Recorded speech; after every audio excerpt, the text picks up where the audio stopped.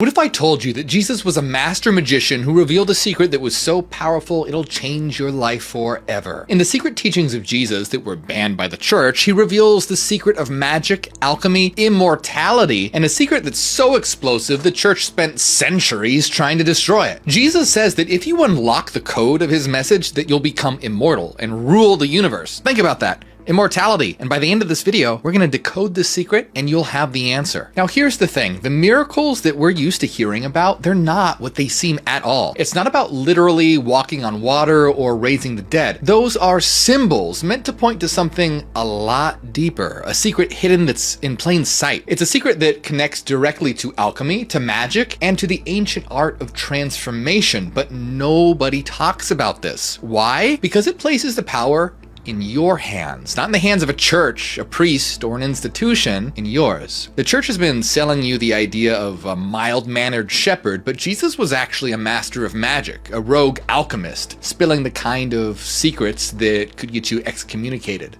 burned at the stake, or, well, crucified. So to understand this secret, what we have to do is look beyond the traditional Bible and go into the Gnostic Gospels. You know, the ones conveniently left out of the Bible. Texts like the Gospel of Thomas, the Gospel of Philip, the Secret Book of John. Ever heard of them? No, it's not an accident. These have been banned, hidden, and the church tried to destroy them all. But in these texts, Jesus wasn't just a savior figure. He was actually a teacher, a guide, and yes, a master magician, but not the kind of magician that you might be thinking of. This isn't like Harry Potter or a show in Las Vegas. It's not about wands and spells. It's about something a lot more real, the magic of transformation, the magic of changing yourself, and by extension, your entire reality. So think about this. What if the kingdom of heaven isn't some distant place in the clouds? What if it's not a reward waiting for you after death? What if Jesus was telling us that heaven is already here, within you and all around you, just waiting to be realized? And what if all of this was hidden in secret symbolism, encoded in a way that only those truly seeking would understand? And let's face it, the idea that you can unlock immense personal power is pretty bad news for anyone who built a career off collecting tithes. See, I'm an ex-Christian revealing hidden knowledge the church doesn't want you to know. And to understand Jesus' secret here, we need to explore concepts that have been hidden in plain sight. Alchemy, magic, the merging of opposites, and the idea that reality itself is a reflection of you. See, it's all connected. The Gospel of Thomas, the Gospel of Philip, the Secret Book of John, they all contain fragments of this code. But the question is, can you see it? Can you piece together the puzzle that leads to the truth? Let's find out. So let's get right into the Gospel of Thomas. This was a text so controversial, it was banned and hidden for centuries. And it begins by saying, these are the hidden sayings that the living Jesus spoke. So what were those secrets? Well, the very next line says, whoever finds the meaning of these words will never die. Never die, immortality. But see, not the kind of immortality that we picture in fairy tales or movies. It's not about living forever in some distant paradise. It's about something a lot deeper, something that starts right now in this life. So how does one live forever? Well, Jesus didn't exactly write a self-help book called How to Unlock Your Inner God in 3 Easy Steps. Instead, he spoke in metaphors, parables, and riddles. Why? Because his teachings weren't meant for everyone. Not because he was trying to hide them on purpose, but because only certain people were at the level of consciousness that's needed to understand. See, that's what he meant when he said, let those with ears to hear, hear. In other words, if you don't get it, you're not ready for it. Move along. In the Gospel of Philip, it says, the Lord did everything in a mystery. Think about it. Jesus wasn't speaking to the masses here. He was speaking to those who were ready to seek, to question, to go deeper. He warned that the journey to understanding the secret would be unsettling. He said, the seeker should not stop until he finds. When he does find, he will be disturbed. And after being disturbed, he will be astonished. Then he will rule over everything. So why would he say that? Well, because that's what all great transformations do. First, they shatter the illusions that you've been clinging to, and it leaves you blinking in the rubble, thinking, am I even real? And then once the dust settles, you're in awe, realizing that what is left is more true and more beautiful than you've ever imagined. So I remember the first time that I came across the Gospel of Thomas, and it floored me. The more I read, the more I realized that, hey, this wasn't heresy, this was liberation. It was like finding a hidden map to a treasure buried deep within myself. But just like Jesus said, guess what? It was disturbing before it became astonishing. I had to confront all the beliefs I'd been taught, all the illusions that were keeping me from seeing the truth. Jesus isn't offering some comfort or sugar-coated sermons. He's straight up saying, hey, buckle up because the truth is going to wreck you before it frees you. So what could be so disturbing, so transformative, that it takes you from confusion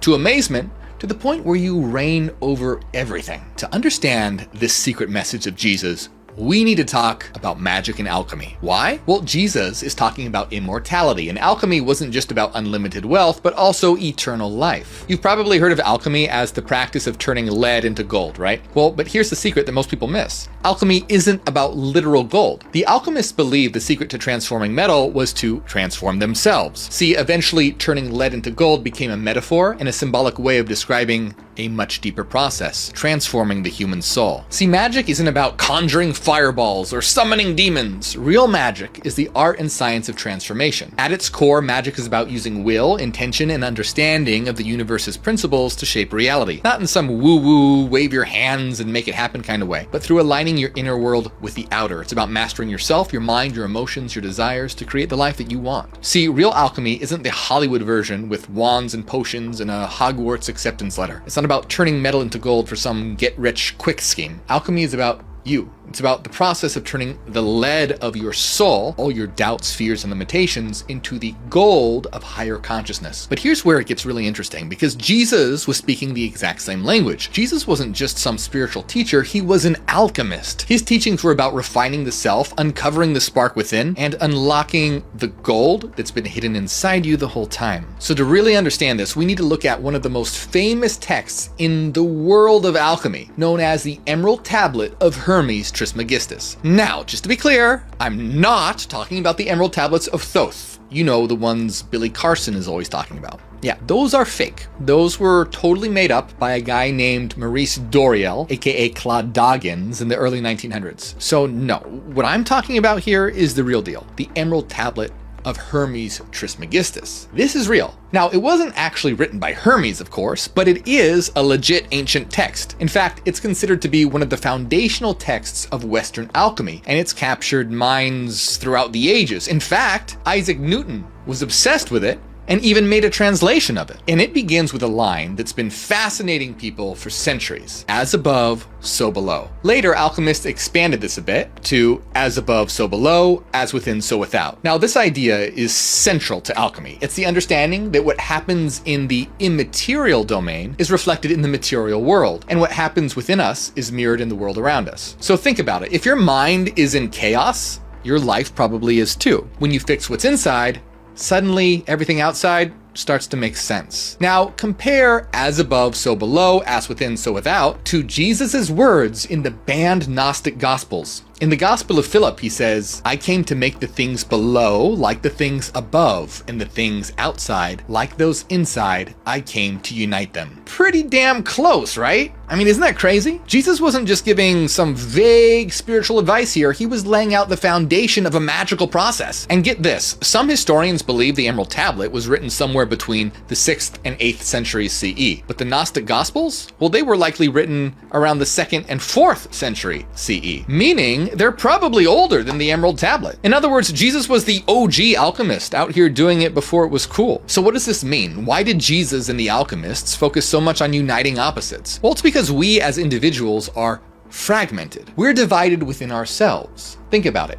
Rational versus emotional, spiritual versus physical, masculine versus feminine. These divisions keep us from reaching our full potential. The process of alchemy, like the teachings of Jesus, is about alignment. It's about taking these seemingly opposite forces and bringing them into harmony. It's about creating a balance that unlocks a higher state of being. So this isn't some lofty idea, it's a roadmap for real transformation. In alchemy, this is symbolized by the transformation of lead into gold. But what is lead? It's the base, unrefined version of ourselves. It's our fears, our doubts, our ego-driven impulses. Gold, on the other hand, represents our highest self, our divine eternal essence. And Jesus was showing us how to make that transformation. He said, when you know yourselves, you will be known, and you will realize that you are the sons of the living Father. In other words, when you refine yourself, when you strip away the lead of your lower nature, you uncover the gold of your divine identity. And so here's another thing about as above, so below. It's not just about the world outside, it's about you, what's happening inside of you. The thoughts, emotions, and beliefs that you hold, they shape the reality you experience. Jesus says the kingdom of heaven is within you and outside of you. That's a direct reflection version of that alchemical truth. Your inner world and outer world are mirrors of each other. If you change what's within, you can change what's without. That's the real magic here. Aleister Crowley, one of the most famous occultists of the modern era, said this. He defined magic as the science and art of causing change to occur in conformity with will. And here's the part most people miss. The change starts within you. It's about transforming your own psyche so the world naturally shifts in response. Jesus wasn't teaching people how to wave wands or chant spells. He was teaching the principles of real magic, the alchemical process of transforming yourself. When he said the kingdom of heaven is within you, he meant that the key to changing your reality isn't out there somewhere, it's inside. Now, to really understand this, we need to talk about the four elements: fire, water, air, and earth. See, an important first step of magic is about learning how to master the four elements. I mean, does that sound kind of crazy? Well, guess what? These elements aren't about literal fire or actual dirt. They're symbolic. They represent archetypal forces within your mind. For example, if you've ever been burned by your own bad decisions or felt like you were drowning in your emotions, well, congratulations, you've already had a crash course in elemental alchemy. See, here's the breakdown. Fire represents willpower, drive, transformation, and desire. It's the force that pushes you forward or sets your life on fire if it gets out of control. Water symbolizes emotions and intuition. When it's balanced, it's your flow, your creativity, but when it's unbalanced, it's a flood of overwhelming emotions. Now, air, that's your intellect, your ability to think and analyze, and it's all about clarity, but it can also lead to endless overanalyzing and spiraling into anxiety and existential dread. Earth represents groundedness, stability, and manifestation. It's the part of you that gets things done, or the part that gets stuck in the mud,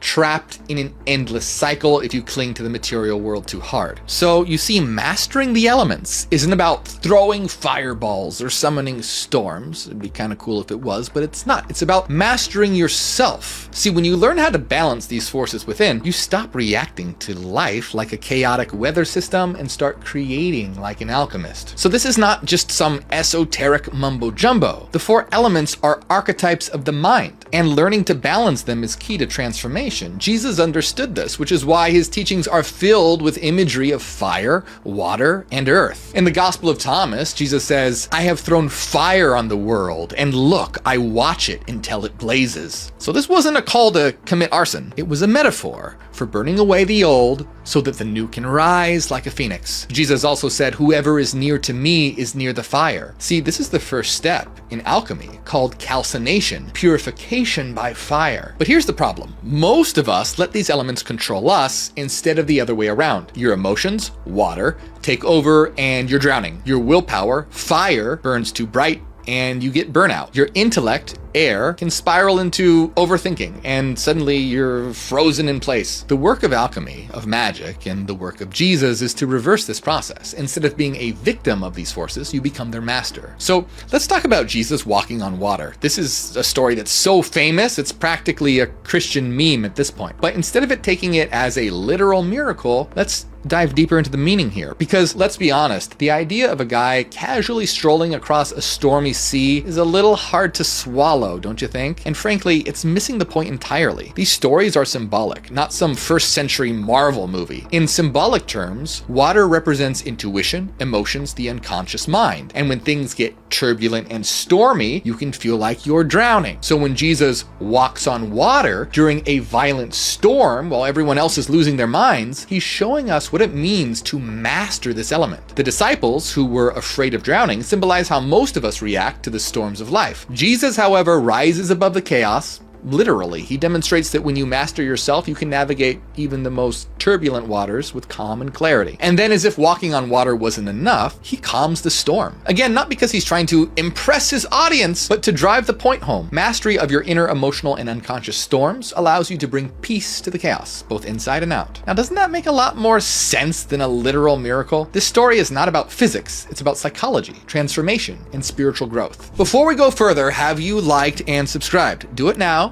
and help spread this knowledge around. The world needs it right now. And if you want to go even deeper, become a member of this channel to access exclusive videos, downloads, and my personal lecture notes on alchemy. You'll also find links to my books in the description, including Neogenesis, Dawn of the New Mind, which is all about transforming your consciousness. So why does any of this matter? Because when you balance these elements, you step into your power. You become the alchemist of your own life. You become a master magician. Have you ever looked at the magician tarot card? The wand, dagger, cup, and pentacle on the table represent fire, air, water, and earth. The magician is the master of the elements, of willpower, intellect, emotions, and intuition and manifestation. And this is exactly what Jesus was teaching. How to harness these inner forces to transform yourself and the world around you. As above, so below, as within, so without. Change yourself and you change the world. It's all right there. Jesus was saying the exact same thing that modern magic teaches now and alchemy would teach centuries later. How has no one connected the dots here? Well, because the church didn't want you to. Jesus was dangerous. To the establishment, at least. He was a revolutionary. He was a magician. See, the stories in the Bible, they're not literal. They're symbolic. So for example, think about when Jesus turned water into wine. He wasn't a party magician or some divine bartender. Like the metaphor of turning lead into gold, turning water into wine is about spiritual transformation, reaching higher states of consciousness. Now, doesn't that make a lot more sense? Don't believe me? Later, Jesus says, new wine cannot be put into old wineskins. Now, do you really think this is some kind of bartender tip here? Of course not. He's saying that higher consciousness, represented by the new wine, can't fit into an outdated mindset, the old wineskins. In other words, you can't pour divine wisdom into a vessel that's still clinging to ignorance and limitation. It'll burst. Now think about the crucifixion. It isn't just about physical suffering, it's the ultimate symbol of destroying the old self. The part of you clinging to fear and outdated beliefs, that's the part being nailed to the cross. It's painful, but necessary, because without the death of the old, there can be no birth of the new. And that's where the resurrection comes in. Rising from the tomb isn't about a literal body reanimating, it's about the emergence of the transformed self. It's the phoenix rising from the ashes, the culmination of the alchemical process. Jesus is showing that true transformation requires letting go of what doesn't serve us so we can step into our true divine power. This isn't just Jesus' story, it's our story. Every time you face a challenge that forces you to shed your old ways and embrace something new, you're living this cycle. You're crucifying the outdated and resurrecting the transcendent. But there's more to it than this. See, in alchemy, one of the most powerful ideas is called conjunction. While mastering the four elements is about balance, conjunction is about becoming whole through the unification of opposites, the masculine and feminine, the inner and outer, the spiritual and material. And guess what? Jesus says the exact same thing. In the Gospel of Thomas, he said, when you make the two into one, and when you make the inside like the outside, and the outside like the inside, and the upper like the lower, and the lower like the upper, and thus make the male and the female the same, so that the male isn't male and the female isn't female, then you will enter the kingdom. Pretty damn cool, right? Now, what is this two that he's talking about here? Well, this two that are to be united, they are inside you. And this brings us to one of the most misunderstood metaphors in Gnostic texts, the bridal chamber. So no, this isn't some ancient version of The Bachelor. In the Gospel of Philip, the bridal chamber is talked about repeatedly, again and again, but it's not about a literal marriage. It's a metaphor for uniting your inner opposites, the masculine and feminine energies within you. Let's break it down.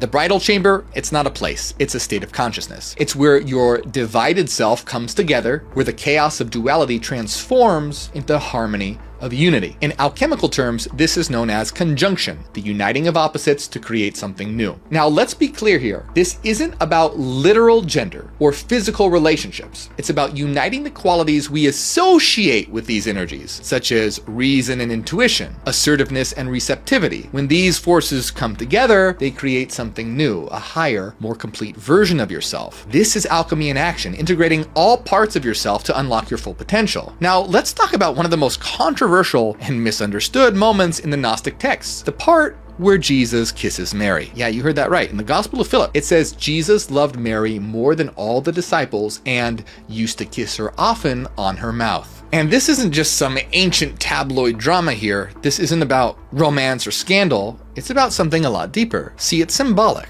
That kiss represents the union of the divine masculine and feminine, a theme that's all the way through alchemy and spiritual transformation. See, Mary represents the divine feminine, intuition, wisdom, and nurturing. Jesus, on the other hand, represents the divine masculine, will, reason, and action. Their connection, symbolized by the kiss, is a powerful metaphor for inner alchemy where the opposites within you merge to create spiritual wholeness. So think about it this way. If you're ruled only by logic, well, you're disconnected from your intuition. And if you're ruled solely by emotion, well, you probably lack stability and clarity. But when you align all these aspects of yourself, when you unite the divided pieces, you access a power that most people can only dream of. And that's what Jesus was teaching. He was showing us the path to divine transformation. He was showing us how to become alchemists of our own souls. So no, the bridal chamber isn't about Jesus putting on some ancient speed dating event. It's about merging the parts of you that have been arguing since the dawn of time. Think of it like cosmic couples therapy for the opposites within you. See, when I started learning about alchemy, I had no idea that it would tie back to Jesus. I used to think it was some ancient practice about turning metal into gold, but then I saw they were talking about spiritual transformation. And when I read Jesus's words about making the inside like the outside and uniting the opposites within, I realized he was describing the same thing, alchemy, plain as day. You've probably heard that alchemy was the precursor to modern chemistry, right? Well, what they don't tell you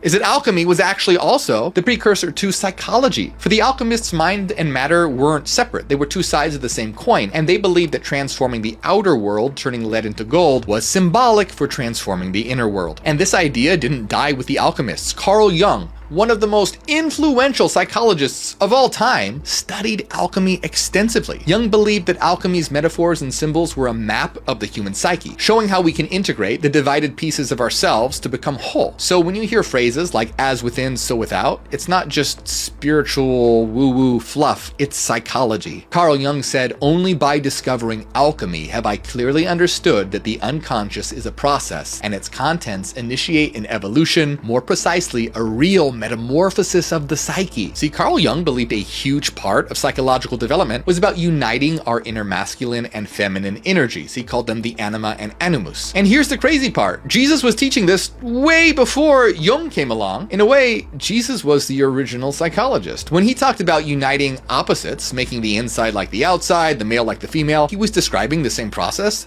that the alchemists called conjunction and Jung later called integration and individuation. Jesus was showing us how to align the conscious and unconscious parts of ourselves to access a higher state of being. But here's where it gets crazy, because Jesus and magic go even further than just personal transformation. It's cosmic. It's about understanding that every division, inner and outer, spiritual and material, is an illusion. In other words, it's a blueprint for dismantling the false divisions in yourself and the world around you. When you stop seeing opposites as enemies and start seeing them as complementary, it's not just about changing yourself, you change reality. When you step into the bridal chamber, you don't just unite yourself, you realize that everything is already one. And guess what? Both the Emerald Tablet and Jesus talk about reality being one, emerging from a single ultimate source called, you guessed it, the One. The Emerald Tablet says, all things have come from this one thing. All created things originate from this one thing. Now compare this to the secret book of John, where Jesus says, the One rules all. Nothing has authority over it. Everything exists within it. It is not right to think of it as a God or as like God. It is more than just God. So what is this one? It's the source, the unity that underlies everything. And Jesus was telling us that we're a part of it, that we have the power to align ourselves with it, and in doing so,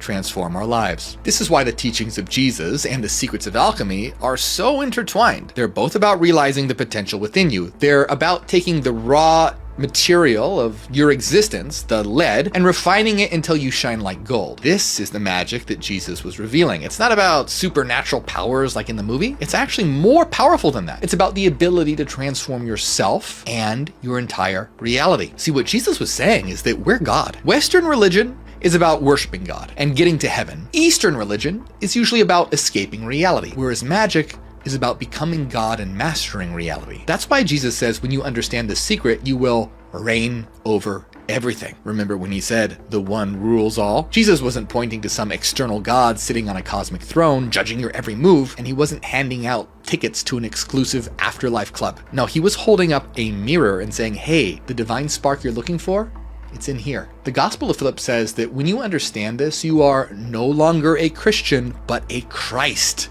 And you saw the Spirit, you became Spirit. You saw Christ, you became Christ. You saw the Father, you shall become Father. And in the Gospel of Thomas, Jesus says when you understand what he is saying, you will become like I am. There are a lot more verses that I could show you and go on, but I think you get the idea here. This isn't about worshiping someone else's divinity. It's about realizing your own. And speaking of that, have you ever thought about how weird the concept of heaven is? Think about it. Hell exists to terrify you, to make you obey out of fear, but heaven is supposed to be the ultimate reward when you die. But what is that reward? Eternal worship.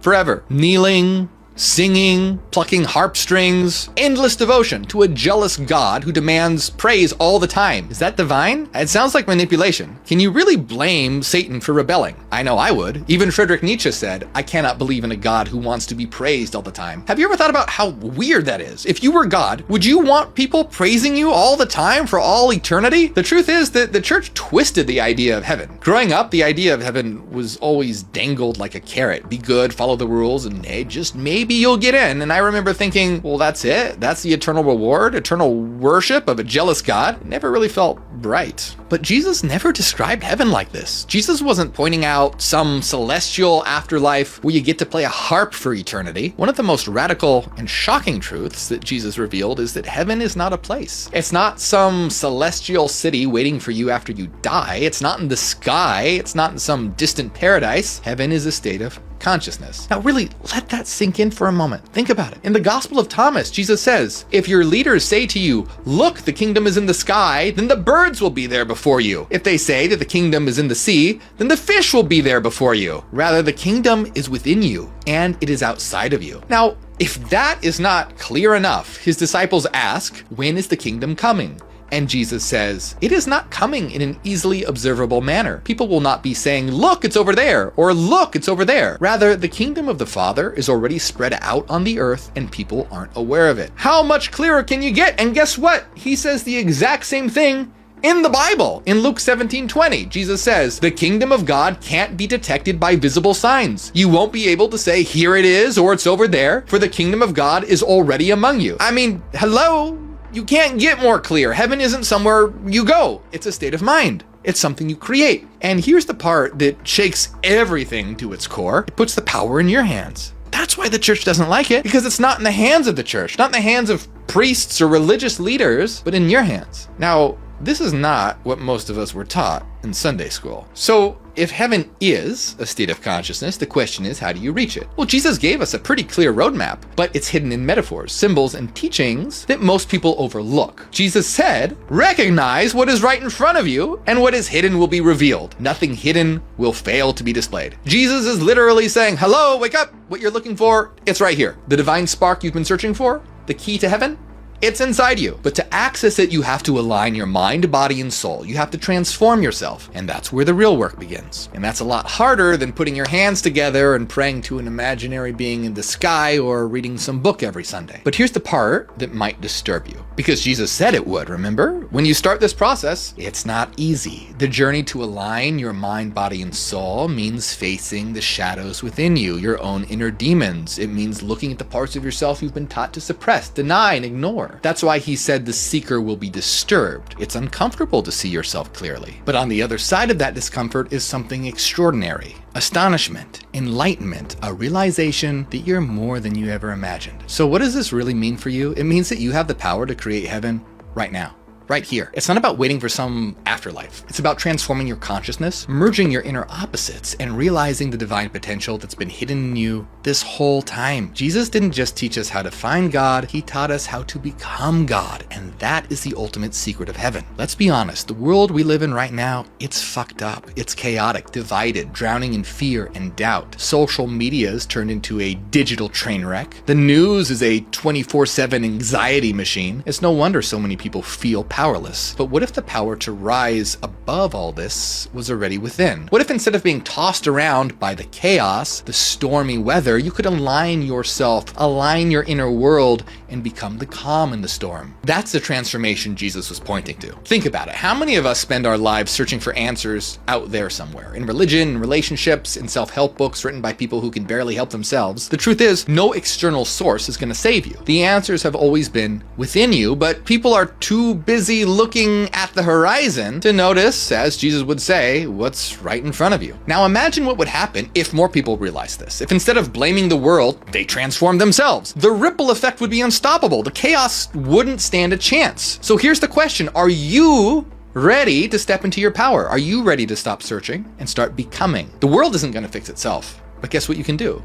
You can fix yourself. And when you do, the world will follow. So why did Jesus say that understanding his secret teachings would make you immortal? Because once you realize you are divine, you understand that death is the ultimate illusion. Immortality isn't about drinking some magical potion or uploading your consciousness to the cloud. It's about knowing you've been eternal this whole time. See, you're not just a body, you're a soul, a mind, a spark of the divine itself. And Jesus wasn't asking you to believe in him. He was asking you, or challenging you, to become like him. He said, if you know yourselves, then you will be known and you will realize you are the sons of the living Father. For the longest time, I thought I had to worship Jesus, obey him, and put him on some kind of pedestal. But then I realized he wasn't asking for followers. He was teaching us how to become divine. And that's when everything clicked for me. It wasn't about following rules to avoid hell or get to heaven. It was about becoming my true self, aligning with my own divine spark and transforming my reality from the inside out. And that's the real miracle. Not walking on water or raising the dead, but stepping into the power we've always had within us. And that's the greatest secret of magic. You are the magic. You are the alchemist. You are God, the one with the power to transform your life and your world and your reality. The divine isn't something outside of you, sitting on a cloud, or waiting to judge you. The divine is in you and around you, and it's always been that way. And the church, the institutions, the gatekeepers, they don't want you to know this. Why? Well, because an empowered individual doesn't kneel. The moment that people realize that they can connect with the divine directly, the collection plates stop filling up. You are the temple, the altar, the priest, and the God, all rolled into one. Think about it. Are these stories literally true? Did Jesus actually walk on water, turn water into wine, or rise from the dead? Of course not. We don't even know for certain if Jesus himself actually existed. Personally, I believe that he likely did, but ultimately it doesn't matter. What does matter is the impact these stories have on our psyche. They've been embedded in our collective consciousness for thousands of years, shaping how we think, feel, and view the world. The problem is that these stories have been used by the church not as tools for enlightenment, but for control. But when you strip away all the bullshit dogma and look at these stories for what they truly are, symbols of transformation, well, then they stop being chains and start becoming keys. It's not about controlling the psyche. It wasn't supposed to be. It's about liberating it. It's about realizing that the divine isn't some external force you need permission to access. It's inside you. Once you understand that, the stories stop being about Jesus and start being about you. And that's the real miracle. So what's stopping you? Are you ready to actually step into your divine power? To stop looking outward and start looking within? Let me know in the comments. What part of this resonated with you, and how are you going to begin your transformation? But that's not all the church is hiding. What if I told you that the God of the Bible is actually the devil, and that Jesus came from a completely different God? Watch my video, God is actually the devil. It'll change the way you see everything.